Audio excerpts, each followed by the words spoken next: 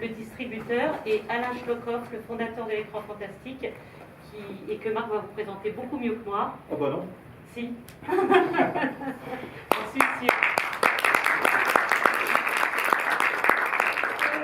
Écoutez, bonsoir à tous. Non, je vais faire vite parce que avec Lost Film, j'aime bien moi accompagner mes films. Et puis là, demain, je vais aller au Havre, ce week-end à Blois. Et puis quand on a des invités, on est content parce que ils en savent plus que moi, a priori. Et je pense que voilà, c'est l'homme qui a vu l'homme qui a vu l'homme. C'est vraiment lui. Ma société s'appelle Lost Film et je pense que dans le cas de The Wicker Man, c'est plus qu'un film perdu, il a failli être vraiment maudit, ne jamais voir le jour, dans tous les sens du terme. Et puis bon, il y a le Covid qui est passé par là, mais enfin tout finit bien. Le film devait sortir le 4 novembre dernier, il est au Grand Action ici depuis la réouverture le 19 mai dernier. Moi je vais aller vite. Je me suis penché sur ce film-là à la sortie de Midsommar, d'Ari Aster. Je ne sais pas à quel point tu avais aimé le film ou pas. Je n'ai pas aimé. Ben voilà. Et tout est dit et on pourrait continuer la discussion après. Non mais en fait, comme quoi, moi j'ai envie de parler de filiation parce que c'est de ça dont il s'agit. Quand on est distributeur, en fait, on est assez bête ou assez fou pour se dire on aime un film au point que d'autres vont l'aimer et c'est à nous que revient cette tâche. Et en fait, en sortant de Midsommar, moi, ce qui m'avait un peu plu et séduit, après, c'est vrai que je suis distributeur et je travaille aussi comme accessoiriste, c'était bon, la force, la proposition du film, la direction artistique, tout ça, enfin voilà, je me suis pris une vraie claque. Et quand j'ai lu, j'avais pas vu le premier film d'Ari Aster, est-ce que tu avais préféré Hérédité? Non. Bon. On apprend à se connaître, hein, depuis le temps qu'on voulait se connaître, et pour moi c'est un peu un miracle qui se connaisse ce soir. Il n'y a aucun problème. Et c'est ça qui est bien, moi ce que j'aime bien, c'est pas du tout, c'est discuter de cinéma après avoir vu les films. Mais disons, les films de ce réalisateur sont très bien faits. Ouais, mais ça suffit pas. C'est la thématique qui ne m'enchante pas, et dans le cas de Midsommar, pour moi, c'est un rip-off de Wickerman. Bien sûr. Et Wickerman n'existerait pas. Je pense que je professerai des louanges sur Alors en fait, on va dire que la seule grâce de Midsommar, c'est de m'être penché sur Wickerman, parce que je suis cinéphile comme plein de gens, il y a plein de films dont j'ai entendu parler que j'ai jamais vu. Moi, il a fallu que j'attende le dernier jour avant qu'on ferme les salles de cinéma pour découvrir l'Aventura à la fin du mois d'octobre. Je ne l'avais jamais vu, il y a plein de films qu'on n'a jamais vus. Celui-là était mythique et était culte, j'en avais entendu parler, et c'est vrai que Ari Aster, dans toutes ses interviews Midsommar, sans arrêt, il parlait de la référence et de l'influence de Wickerman. Je me suis dit, tiens, il faudrait que j'aille voir ce film. Je me suis rendu compte à quel point, on était à l'été 2019, il était difficile d'être vu. Et pourquoi je parle de filiation? C'est parce que quand j'ai découvert le film, je me suis dit, waouh, c'est quoi ce truc? Et je pense que, je ne sais pas qui l'a déjà vu dans la salle, ce Wickerman. Ah, une seule personne, c'est génial. Deux, ah, voilà. Ah ben c'est génial. J'ai vu quand il est sorti. Voilà. Vous en savez plus que moi, donc j'ai laissé la parole. Donc en fait, en me penchant sur le film, après, je me suis rendu compte qu'il était maudit, il n'a pas eu vraiment de carrière en France. Il est culte en Angleterre, Alain vous en parlez mieux que moi. Mais quand vous allez fait sur la fiche Wikipédia, à part qu'on l'a rebaptisé l'homme d'osier, parce qu'il faut tout traduire évidemment, ou non, le dieu d'osier, pardon, sur la fiche Wikipédia, mais cette fiche, elle donne plein de petites indications, et en fait on se rend compte, il n'y a rien en France qui existe, sauf quelques personnes, évidemment, les deux piliers, les deux revues, Alain, l'Écran Fantastique ou Mad Movies qui écrivait dessus, un petit truc dans le DVD classique aussi, et un monsieur entre les deux, parce qu'en fait, pour moi, c'est Alain qui a donné naissance au film de façon générale et en France. Et entre-temps, un autre passeur qui s'appelle Jean-Pierre Dionnet, évidemment, qui l'avait passé sur Canal+, et qui avait fait cette édition DVD. Et moi, quand j'ai voulu voir le film, impossible de le voir, le DVD il est introuvable. Après, je me suis rendu compte très bêtement qu'il était sur la plateforme MyCanal, et c'est comme ça que je l'ai découvert. Et c'est comme ça que maintenant je lui refile le bébé, qui va en parler mieux que moi, parce qu'en fait, ce film-là date de 1973, c'est un premier film, et il est né en France, parce qu'il y a un festival qui ne s'appelait pas encore le Festival Fantastique du Grand Rex, parce qu'il n'avait pas encore lieu au Grand Rex, créé par Alain Schlockhoff, qui est à côté de moi, qui est aussi le fondateur de l'Écran Fantastique, que vous connaissez tous, et c'est lui qui a fait venir le film en France, donc maintenant je vais m'asseoir, et je vais le laisser parler, je vais l'écouter, puis si ça me titille, je lui poserai des questions. Je vais être pas bref, mais bon. Disons que le film date de 73 exactement, et je crois que la projection, que la sortie en France, il me semble, c'est 2007. Oui, c'est ça. Il n'y avait pas eu d'exploitation. Donc il n'y a pas eu d'exploitation. Il n'y avait même pas de visa. Du film, il n'y avait rien. Et c'est un film que j'aime beaucoup. Je l'ai fait venir en France à l'époque, en 73. En fait, j'ai découvert le film sur la Croisette à Cannes. C'était en 73, je me promenais sur la Croisette et il y avait un immense homme d'osier qui était devant l'hôtel Carlton. Et l'année précédente, en 72, j'avais créé mon festival qui deviendra le Festival de Paris du film fantastique et de science-fiction, qui se tiendra au Grand Rex. C'est vrai qu'après on a fait le raccourci au Grand Rex, mais les premières années Grand Rex, mais bon, le Grand Rex c'était une salle louée, c'était pas participant en rien à l'organisation de la manifestation. Et donc j'avais fait mon festival en mai 72. Un an après, j'avais fait une nouvelle édition au mois de mars, je crois. Et au mois de mai, j'allais à Cannes, au marché du film, pour faire comme je l'ai fait chaque année, pour faire de la prospection pour mon festival. Je choisissais les films au marché du film à Cannes, à l'étranger, aux États-Unis, dans tous les marchés du film. Il n'y en avait que 3, en fait. Il y avait Cannes, il y avait le MIFED à Milan et l'American Film Market à Los Angeles. Et donc, je vois cet immense homme d'osier. Alors, je ne savais pas du tout ce que c'était. Ça m'a vraiment interpellé. Et j'ai été voir les producteurs. C'était une firme anglaise qui s'appelle British Lion. Et j'étais vraiment curieux. Et quelques mois après, j'ai fait venir le film en France. J'ai demandé à le voir. On a payé les frais de transport, tout ça. Et on a importé une copie d'Angleterre. Donc je vous coupe, à l'époque, ces copies-là, vous les faisiez sous-titrer? Non, on n'avait pas les moyens. Donc en fait, les films étaient projetés en VO non sous-titrés? Ouais. D'accord. On distribuait Enfin, il y en avait qui étaient sous-titrés. On en a sous-titré quelques-uns, mais ça coûtait assez cher. Ouais, et après, on altère la copie, donc c'est vrai. Et donc c'était... Alors le fantastique a un avantage, c'est qu'il peut se comprendre visuellement. Ce qui n'est pas le cas de tous les gens. Là, ça parle beaucoup, et puis il y a des accents, mais ça chante beaucoup aussi. Mais c'est plaisant à écouter, puis Christopher Lee, il a une voix. Parce qu'il y a un accent écossais. Ouais, d'ailleurs, certains acteurs anglais ont été doublés pour avoir l'accent écossais. Parce que toute l'histoire se passe sur une petite île, Summer Isle, à proximité du continent, enfin de l'Écosse, quoi. Et ce qui est marrant, c'est que Summer Isle, l'île, existe réellement. Alors que tout le monde dit qu'elle n'existe pas. J'ai toujours pensé le contraire, en fait. Non, elle existe. Mais ils s'en sont rendus compte, les producteurs et le réalisateur et tout le monde, une fois que le film était terminé. Avant, ils ne le savaient pas. Donc en fait, le film était tourné sur 25 lieux différents, oui, c'est ça, ouais. Plein de 2-3 îles, et surtout le continent écossais, enfin sur la terre ferme. Voilà. Donc j'ai fait venir le film pour le voir à Paris. Le film m'a séduit énormément parce que 74, l'année où je l'ai projeté, c'était une année... Alors, L'Exorciste n'était pas encore sorti en France. L'Exorciste sortira en décembre 1974, mais à l'époque, non. Et pourquoi je dis ça? Parce qu'à l'époque, il y avait une firme qui régnait sur l'épouvante au cinéma britannique, c'était la Hammer Film. Et elle était un peu en bout de course.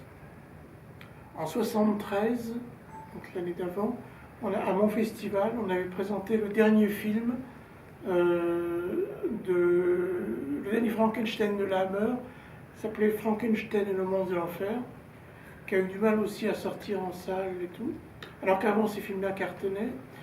Et Christopher Lee, qui jouait dans les Dracula de la Hammer, entre autres. Bon. Et c'est grâce à lui, c'est lui qui sauvait à un moment donné la Hammer, qui était un peu en chute libre. Mais à chaque fois qu'il faisait un Dracula, ça cartonnait. Et donc il a apporté un ballon d'oxygène à la Hammer et à l'industrie anglaise du cinéma.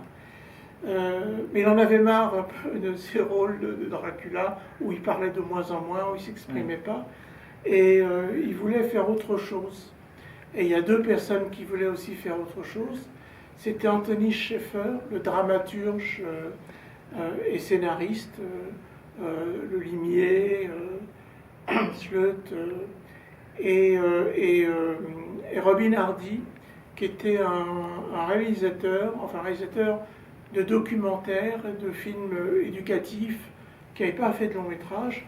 Mais Robin Hardy et le dramaturge Anthony Sheffer étaient amis, plus qu'amis. Ils étaient associés dans une société qu'ils avaient montée ensemble et qui faisait beaucoup de documentaires, de pubs aussi, etc. Et les deux étaient passionnés d'horreur, pas de cinéma d'horreur, mais ils voulaient sortir des sentiers battus. Et ils ont trouvé un bouquin, je ne sais plus comment il s'appelle. The Ritual. Oui, qui, voilà, dont le sujet principal les intéressait, mais pas le bouquin lui-même. Et ils se sont attelés à faire le film. Alors Robin Hardy, il avait une attaque cardiaque juste avant, donc il n'était pas en très bonne forme, mais en même temps, ça lui a permis de rester chez lui à la maison, de se reposer, et de se pencher sur toute la culture des anciens mythes païens, enfin celtes, la mythologie celte. Et il s'est vraiment très documenté sur tout ça. Et il a peaufiné un scénario qui est le film, et ils ont collaboré tous les deux. Et ce qui se passait, c'est qu'en même temps, Anthony Sheffer, qui est vraiment à l'origine du film, plus que Robin Hardy qui l'a réalisé, c'est Anthony Sheffer, il était ami avec le patron de British Lion, qui était une compagnie anglaise. Contrairement à ce que j'ai lu ici et là, c'était pas une petite compagnie, c'était une grosse compagnie, puisqu'elle possédait les studios de Shepperton. Il faut dire qu'à l'époque, en Angleterre, c'était pas comme en France du tout. Les sociétés de production, les indépendantes, ou pas, étaient propriétaires de studios de cinéma. C'était une infrastructure énorme, qui existe toujours d'ailleurs en Angleterre, les studios, parce qu'ils ont le marché américain, tout ça. Bon, ça n'a rien à voir avec la France, où les studios sont morts les uns après les autres. Moi j'ai connu ceux de Boulogne, à Paris, j'en ai connu d'autres qui étaient de beaux studios, mais ils sont morts les uns après les autres, mais pas en Angleterre. Et donc British Lion, ils ont été intéressés par ce sujet, par cette histoire, par ce film et tout ça. Et ils ont dit banco, on va faire le film et tout. Et ils ont donné carte blanche à Anthony Sheffer, le scénariste, et Robin Hardy, qui débutait comme metteur en scène de long métrage. Voilà.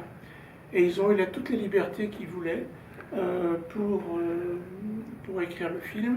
Ils sont associés avec Paul Giovanni, qui est un compositeur, et qui a fait la musique. Il a fait la musique du film, mais il a aussi réuni des groupes folk anglais, parce que la musique dans le film est un élément essentiel. Vous allez voir, parce que vous ne l'avez pas vu.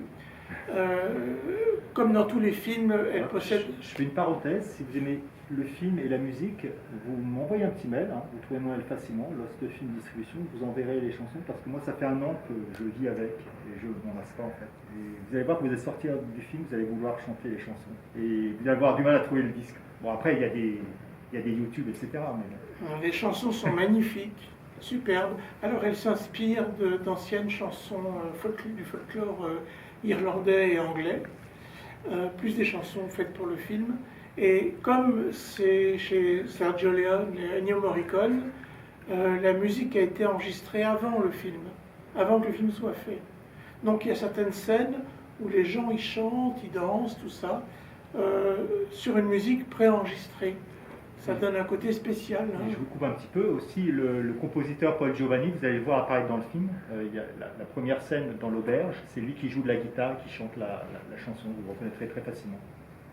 Alors la musique est très importante, mais dans tous les films la musique est importante, mais dans celui-là en particulier, le film il y a tellement de chansons dans le film que ça aurait pu basculer dans la comédie musicale.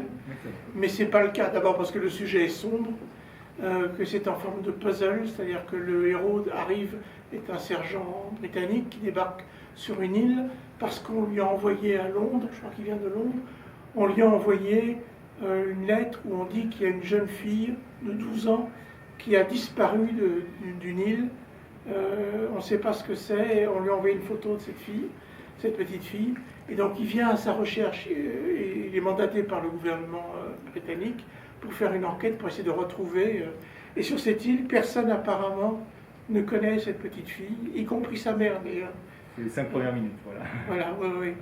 Et le film est une enquête, mais en débarquant sur l'île, rien ne va en fait pour le policier, parce qu'il est plutôt prude. Il a une trentaine d'années, 40 ans, je crois. Enfin, le comédien Paul Woodward qu'il incarne a 40 ans. Donc il est prude, il est vierge. Enfin, il a une petite amie, mais ils n'ont pas encore concrétisé. Et ce qu'ils voient sur l'île, c'est épouvantable parce qu'ils sont les habitants de l'île sont retournés au paganisme. Voilà. Et donc c'est assez osé pour l'époque. Hein. Et c'est voire choquant, mais c'est volontaire. Et tout le film donc est son enquête, mais une enquête un peu inhabituelle. Et j'en dis pas plus. Mais, je peux vous poser quelques questions? Sauf qu'il y a un truc que je voulais ajouter. Je ne sais plus quoi dire. Je ne sais plus. Pardon. Ah si, je voulais dire un truc, c'est que tout se passait bien pour le film. Il a été tourné avec une partie de l'équipe. Alors, donc, la British Lion, qui a financé le film, était propriétaire du studio de Shepperton. Mais le Robin Hardy, le réalisateur, ne voulait pas tourner en studio, il voulait tourner en extérieur. Donc les membres de l'équipe technique, enfin de Shepperton, des gens qui travaillent à l'année, comme c'est le système anglais de l'époque, ils sont allés en extérieur. Alors le petit problème, c'est que l'histoire du film se passe au printemps, je crois au mois d'avril, parce que c'est la fête de mai dans le film, sur le film. Et en fait, ils ont dû tourner en hiver. Donc, c'est octobre-novembre 73. Ils avaient très froid. C'est le seul souci qu'ils ont eu, c'est qu'il faisait très froid. Et voilà, sinon tout s'est bien passé. Et le gros problème, par contre, je ne vais pas m'étendre là-dessus, mais c'est pourquoi le film, on ne l'a jamais vu, vraiment, avant 20 ou 30 ans, c'est que la British Lion a été en banqueroute et elle a été rachetée par une société qui s'appelait EMI. EMI. Ou EMI, voilà, EMI. Qui était plutôt dans la musique à la base. Et EMI, eux, ils étaient propriétaires d'un autre studio de cinéma, qui était, je ne sais plus, gros studio. EMI, c'était, je sais plus, un trou de mémoire, un studio encore plus gros que Shepperton. Et donc, ça a changé de propriétaire. Et le nouveau propriétaire n'a rien compris au film quand il l'a vu. Ça ne lui a pas plu du tout. Et donc, moi, la copie que j'ai fait venir, que j'ai passée à mon festival. Alors, oui. C'était ma question. Quand j'ai passé. Mon film, c'était en 1974. Oui, c'est juste après. Et moi, j'avais. Les 2 années précédentes, il y avait 3 stars du fantastique à l'époque. Parce qu'à l'époque, on n'allait pas voir un film, pour le metteur en scène, comme maintenant. On allait les voir pour les acteurs. Ce qui était valable dans le fantastique, c'est valable dans le cinéma français. On allait voir le dernier Louis de Funès, les Belmondo, voilà.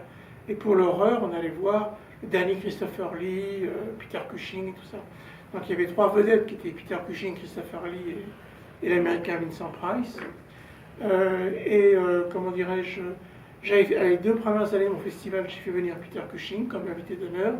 Et la 3e année, c'est une coïncidence, j'ai invité Christopher Lee, qui est donc la vedette du film. Et c'est une coïncidence. Donc je passais le film, il a pu le présenter au public. Et moi j'avais fait venir au départ Christopher Lee pour lui donner un prix pour l'ensemble de sa carrière, ce qu'il a eu. Mais quand je l'ai fait venir, j'ignorais que j'aurais Wickerman. C'est vraiment le hasard. Et Christopher Lee était très concerné par le film. D'ailleurs, il a refusé de toucher de l'argent pour le film, alors que c'est une vedette et tout ça. Bon, il n'a rien touché dessus. Et il s'est vraiment impliqué dans le film. Et donc, quand j'ai fait venir le film, il durait 104 minutes. C'est la version complète. Ouais, ça c'était 1h40. C'est la question que je voulais vous poser. C'est la version intégrale que j'ai présentée, qui n'a plus jamais existé, et qui aujourd'hui n'existe pas non plus d'ailleurs. Parce que EMI, le film ne leur plaisait pas, ils l'ont coupé. Et ils l'ont réduit à 90 minutes, je crois. C'est 85, c'est 1h25, enfin 1h40 versus 1h25. Et justement, c'est la question que je voulais vous poser autour de ça et des versions. C'est-à-dire que c'est, paraît-il, le Grand Prix et la Licorne d'Or à Paris, oui, qui fait que d'un seul coup, ça leur a donné un peu envie de se dire, ah tiens, si ce film plaît, il faudrait qu'on le montre quand même. Alors, quand le film a obtenu le Grand Prix chez moi, Ouais. il a obtenu les Cornes d'Or, le Grand Prix, moi j'étais content, je me suis dit ça va aider le film et tout ça. Et les Anglais, Emma, ils étaient furieux. C'est pas avec eux que j'avais traité au départ, Bien c'est sûr. British Lion. Et ils ont été pas contents du tout du prix, parce qu'ils voulaient minimiser le film, ils Oui, voulaient il le ne mettre pas aux sous du oubliettes. tout, voilà, Voilà. c'est ça. Ils l'ont sorti pour des raisons contractuelles, mais ils l'ont sorti, ils l'ont coupé, ils l'ont sorti en double programme. À Londres, il y a certaines salles où il est sorti tout seul, mais il est sorti avec un autre film, Ne vous retournez pas, Ne vous retournez pas, qui ne plaisait pas non de plus, Nicolas Roeg. qui est un autre bijou du cinéma, Bien mais sûr. bon. Et aux États-Unis, il est sorti dans les. Wickerman, qui est un film, vous allez voir, artistique, soigné, un bijou, tout point de vue, est sorti dans les drive-in, Ouais, ouais. les films, pour les salles pour série Z, souvent aux États-Unis. Oui, le film a été maudit, vraiment, il a eu... Et alors Roger Corman, qui avait une copie du film complète, quand le film a été réédité 20 ans après, ou bon, et qu'on ne trouvait pas de copie, parce que les négatifs qui existaient en Angleterre, je crois qu'ils ont été utilisés pour, Il y a pour plein de une légendes, usine, il y a plein de légendes là-dessus. pour la matière première, Ouais. oui. Mais ça n'existait plus. Hein. Mm. Donc ils ont fait appel à Christopher Lee, qui a fait ce qu'on appelle un internégatif, c'est-à-dire un négatif, une copie 35 mm. Alors c'est moins bon qu'un tirage d'après négatif, mais ça va, surtout que c'était que pour 10 minutes. Bon. Et donc Roger Corman a permis, avec la copie qu'il avait, de pouvoir restituer le film presque Mhm. dans sa version intégrale. Il ne manque pas grand-chose, mais ce qui a été rajouté, c'est des scènes importantes. C'est la première nuit que passe le héros du film sur l'île, qui explique beaucoup de choses. Et puis, je ne vais pas en dire trop non plus. Non, ben, en fait, je vais rebondir là-dessus. Voilà, vous remercier déjà de tout ça. Enfin, moi, j'aurais des tonnes de questions à vous poser. Non, mais c'est important parce que là, pour ceux qui découvrent le film, donc faut imaginer que même dans son propre pays, le film, quand il est sorti, quand il a pu sortir, il a été réduit à 1h25 plutôt qu'1h40. Et là, ce que vous voyez, c'est donc ni l'une ni l'autre.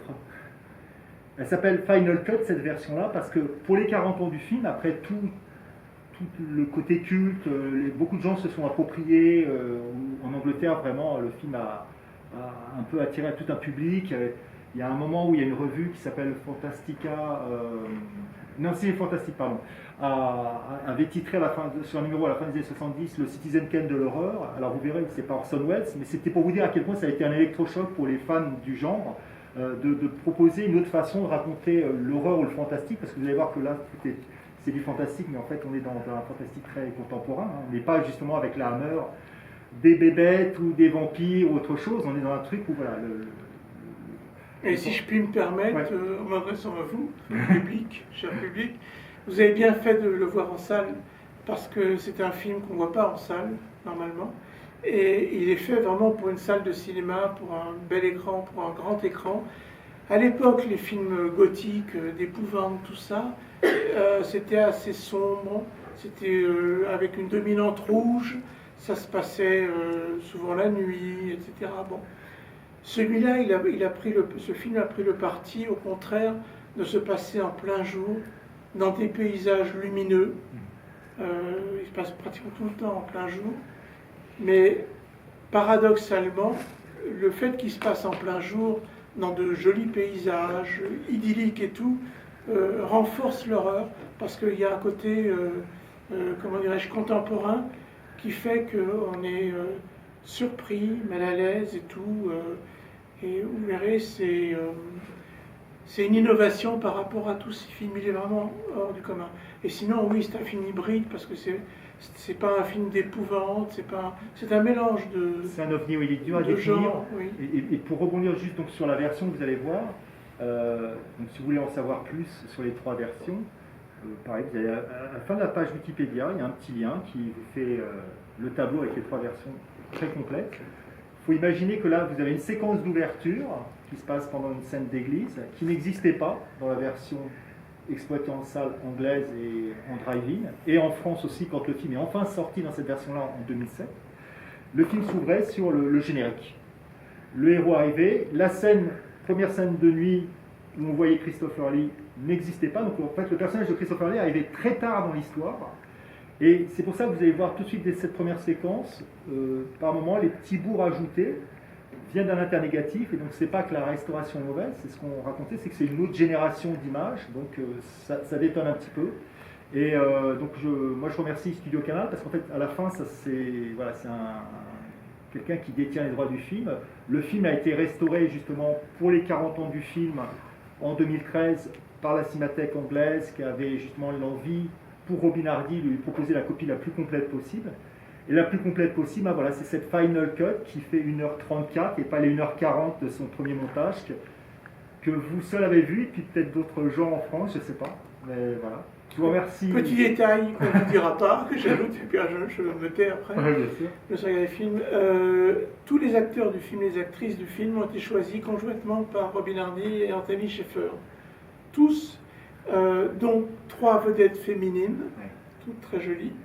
Diane Cilento, qui d'ailleurs qui joue la maîtresse d'école, qui a des cours un peu lubriques, enfin bon, un peu supérieurs. Elle a épousé Anthony Sheffer d'ailleurs 10 ans après. Bon. Tout C'était la première femme de Sean Connery. Oui, absolument. Puis elle jouait dans un James Bond. C'est la première femme de Sean Connery. Dans L'homme au pistolet d'or. L'homme au pistolet d'or. Où d'ailleurs, et Christopher Lee est le méchant. Au jour, Christopher Lee et l'auteur de James Bond était le cousin de Christopher Lee, et ce rôle, Scaramanga, il l'avait écrit pour Christopher Lee. Et donc il y a 3 actrices. Les 3 belles de Sonora, on va dire. Voilà. Ouais. Et les 3 ont été choisies, sauf une, qui est Ingrid Pitt, qui elle n'a pas été choisie, et qui joue contractuellement par rapport au producteur. Elle était liée par contrat, et donc elle a été imposée sur le film. Et elle joue une libraire. Il y a une scène où elle prend son bain. Voilà. Vous allez voir. Il y a quelques scènes dénudées. Ça fait partie des charmes des années 70. Mais, et puis évidemment, Britt Ekland. Et Britt Ekland. La fille.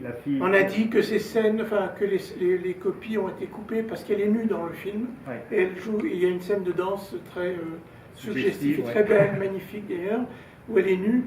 En fait, c'est pas de dos, c'est pas elle, c'est une doublure. Ouais.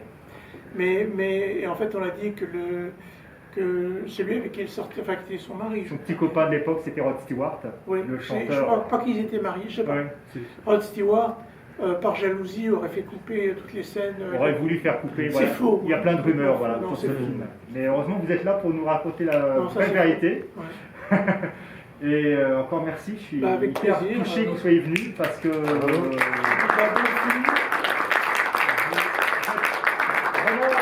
du fond du cœur, en fait, c'est-à-dire si ce monsieur-là n'était pas là, vous ne verrez pas ce film-là. Et il y a des films qui se font, et puis il y a des films qu'on peut voir, il y a des films qu'on ne peut plus voir. Alors, au départ, franchement, je ne savais pas quoi vous dire sur le film, parce que ça fait longtemps que je ne présente plus de films. Ça fait des années. C'est pour ça que je suis très touché. Mais je me rends compte que j'aurais pu vous en parler pendant 1 heure. Voilà, on va laisser découvrir. Je pense que c'est une belle mise en bouche. Et puis, le problème, c'est court. J'espère que ça vous plaira. Vous continuerez d'en parler. Il y a encore des séances la semaine prochaine ici. Et puis sinon, oui, il y a un magazine qui s'appelle L'écran fantastique avec Conjuring et puis Méandre aussi. Moi, j'ai vachement envie de voir. Il y a l'honneur dans ce numéro-là. Je vous remercie vraiment beaucoup du fond du cœur, et puis parlez-en, et puis je vais laisser des petits cadeaux en sortant. Il y aura des petits badges, vous viendrez piocher à la caisse des petits badges autour du film. Je vous remercie du fond du cœur.